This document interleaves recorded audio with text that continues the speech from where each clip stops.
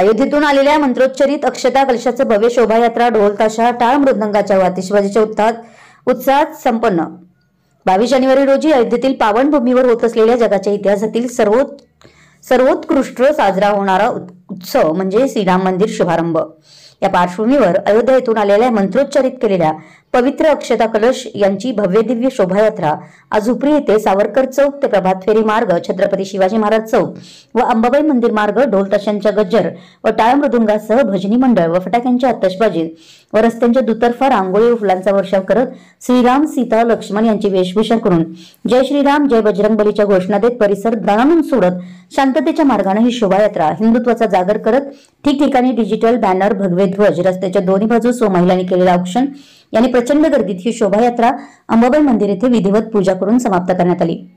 यावेळी सर्व हिंदुत्ववादी कार्यकर्ते, सर्व बजरंग दलाचे सगळे बजरंगी, विश्व हिंदू परिषद, राष्ट्रीय स्वयंसेवक संघ यांनी परिश्रम घेतले।